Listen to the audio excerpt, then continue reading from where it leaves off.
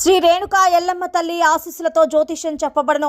స్త్రీ పురుషులకు వశీకరణం చేయబడను. జరిగింది, జరుగుతుంది, జరగబోయేది జ్యోతిష్యం చెప్పబడను. ఫోన్ ద్వారానే జ్యోతిష్యం చెప్పబడను. ప్రేమ సమస్యలు, పెళ్లి సమస్యలు, మనోవేదన, శత్రు సమస్యలు, పిల్లల పొరపాట్లు, భార్యాభర్తల సమస్యలు, ఇతర ఏ సమస్యలకైనా సరే జ్యోతిష్యం చెప్పబడను. Phone number 9502639029. హాయ్ ఫ్రెండ్స్, అందరికీ నమస్కారం అండి. తులారాశి వారి జాతకులు, మీ యొక్క ఇంట్లో ఈ దేవత శాపం ఉంది. పొరపాటున కూడా ఈ తప్పులు చేయకండి. ఈ దేవతకు కోపం తెప్పించొద్దు. జాగ్రత్తగా ఉండాలి మీరు.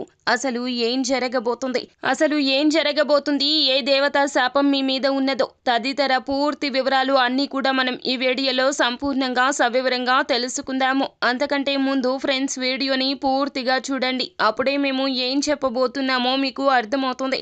వీడియో గనక మీకు నచ్చినట్లయితే గనక లైక్ చేయండి. మీ లైక్ మాకెంతో సపోర్ట్ అండ్ ఎంకరేజ్మెంట్గా ఉంటుంది. ఇక ఆలస్యం చేయకుండా వీడియోలోకి వచ్చేద్దాం. తులారాశి వారి జాతకులు ఎన్నో సమస్యలు అనుభవిస్తున్నారు. అనుకున్న పనులు పూర్తి చేయలేకపోతున్నారు. కష్టం ఎంత పెట్టినా, శ్రమ ఎంత పెట్టినా కూడాను ఫలితం దక్కడం లేదు. మీకు తగిన గుర్తింపు రావడం లేదు. వచ్చినట్లుగానే వచ్చే అవకాశాలు చేజారిపోతున్నాయి. మానసిక ఆందోళన ఎక్కువ అయిపోతుంది. ఆరోగ్యం సహకరించడం లేదు. అవకాశం వచ్చినా కూడాను మానసిక ఆందోళన, అలాగే ఆరోగ్యం సహకరించకపోవడం రీత్యా ఆ యొక్క పనుల్లో ముందుకు వెళ్ళలేకపోతున్నారు. సంతానంతో సమస్యలు, అలాగే కుటుంబంలో ఎన్నో రకాలైనటువంటి అవాంఛనీయ ఘటనలు జరుగుతూ వస్తున్నాయి. అలాగే మీ పిల్లలకు సంతానం లేకపోవడం కావచ్చు, లేదా వారి యొక్క వివాహంలో జరుగుతున్న ఇబ్బందులు కావచ్చు, తదితర అన్ని రకాల మీ సమస్యలకు మూల కారణం తెలిసిందండి. మీ ఇంట్లో ఉంటున్నటువంటి ఈ దేవత శాపం రీత్యానే ఇలా జరుగుతుంది. మీరు పొరపాటున కూడా ఈ తప్పులు అస్సలు చెయ్యదు.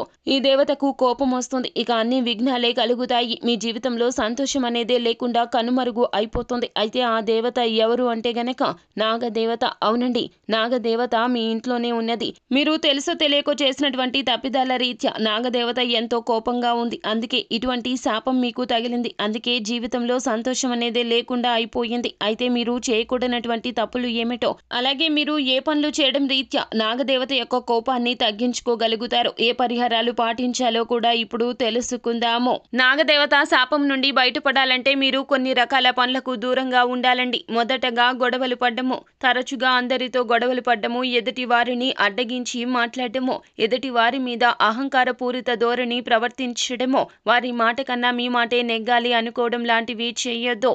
అలాగే చెడుని మనసులో కూడా ఆలోచించవద్దు. ఎదుటి వారికి చెడు చేయాలి అనుకోవద్దు. అలాగే మీకు అనుకూలంగా చెడు పనులు చేయొద్దు. చెడు కార్యాలు తలంచవద్దు. అలాగే చెడుని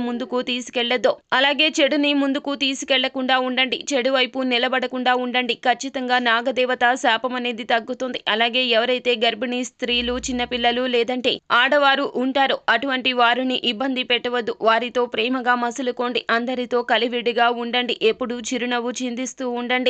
సమస్యలను తలచుకుంటూ మనోనిబ్బరాన్ని కోల్పోవద్దు. ధైర్యంగా అడుగులు ముందుకు వేయండి. అలాగే నాగదేవతలను పూజించడం అనేది చాలా ఉత్తమ పరిష్కార మార్గంగా చెప్పడం జరుగుతుంది. అలాగే నాగదేవతలను పూజించే సమయంలో చాలా నియమ నిష్టలతో ఉండాలి. మీరు చాలా నియమం చేయవలసి వస్తుంది.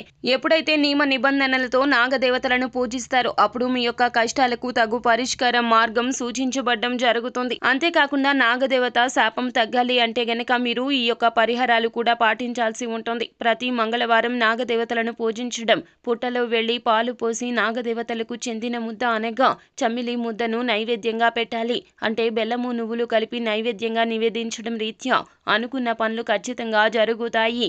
అలాగే ప్రతి మంగళవారం తిథి నాడు సుబ్రహ్మణ్యేశ్వర స్వామిని పూజించడం ఉత్తమమైన మార్గంగా చెప్పడం జరుగుతుంది. కుదరకపోతే గనక కనీసం నెలకు ఒక్కసారైనా సుబ్రహ్మణ్యేశ్వర స్వామికి అభిషేకాన్ని చేయించండి. ఇలా చేయడం రీత్యా మీ యొక్క సమస్యలకు తగు పరిష్కార మార్గాలు ఖచ్చితంగా మీకు కనిపిస్తాయి. సంతానం లేని వారికి సంతానం వస్తుంది. మీపై నాగదోషం ఉన్నా కూడా పరిసమాప్తం అయిపోతుంది. కుటుంబంలో ఏదైనా సరే ఆకస్మిక ఇబ్బందులు ఉన్నా తొలగిపోతాయి. శుభ కార్యక్రమాలకు నాంది పలుకుతారు. వివాహ ప్రయత్నం చేసే వారికి ఖచ్చితంగా మంచి సంబంధం వెతుక్కుంటూ వస్తుంది. సో ఫ్రెండ్స్, చూశారు కదా, ఏ దేవత శాపం రీత్యా మీ యొక్క జీవితంలో ఇబ్బందులు ఎదుర్కొంటున్నారో, ఏ పరిష్కార మార్గాలు పాటించాలో తదితర పూర్తి వివరాలు అన్నీ కూడా మీకు నచ్చినట్లయితే గనక వీడియోని లైక్ చేయండి. మరిన్ని వీడియోస్ కోసం మా ఛానల్ని సబ్స్క్రైబ్ చేసుకొని ఫాలో అవ్వండి. Thank you.